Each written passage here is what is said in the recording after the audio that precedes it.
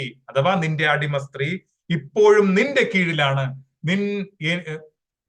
നിന്റെ ഇഷ്ടം പോലെ അവളോട് പെരുമാറിക്കൊള്ളുക. സാറായി അവളോട് ക്രൂരമായി പെരുമാറാൻ തുടങ്ങി.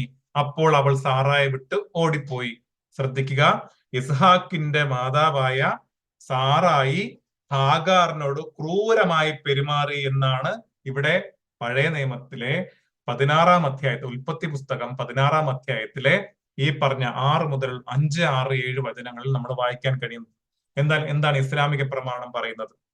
സഹീഹ് മുസ്ലിമിലെ 1657-ാമത്തെ ഹദീസ് എന്താ പറഞ്ഞത്?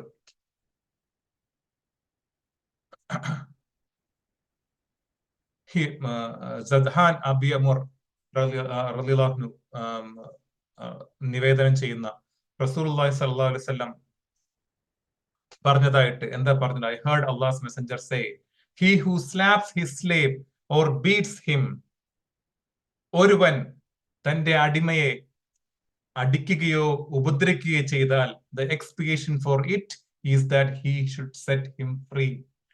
അങ്ങനെ ഒരു അടിമയോട് മോശമായി പെരുമാറിയാൽ, അവനെ ഉപദ്രവിച്ചാൽ, അവനെ തല്ലിയാൽ അതിനുള്ള പ്രത്യുപകാരം അഥവാ പ്രതിവിധി അവനെ സ്വതന്ത്രനാക്കി വിടുക എന്നുള്ളതാണ്. നിങ്ങൾ ഇത് ചിന്തിക്കേണ്ടത്, അടിമ സമ്പ്രദായം, അടിമ വ്യവസ്ഥ എന്നുള്ളത് ഒരു സാമ്പത്തിക ക്രമമായി നിൽക്കുന്ന അവസ്ഥ. അതുപോലെ അടിമകൾ പോലും ഈ നേരത്തെ പറയപ്പെട്ട ഞാനൊരു അടിമയാണ്, എനിക്ക് സ്വതന്ത്രമായ ചില കഴിവുകളുണ്ട്, ഞാൻ സ്വതന്ത്രമായ ഒരു മനുഷ്യനാണ് എന്ന ഒരു ചിന്തയും ഇല്ലാത്ത, തന്റെ ഉടമസ്ഥൻ എന്തൊന്ന് പറയുന്നോ അത് അതുപോലെ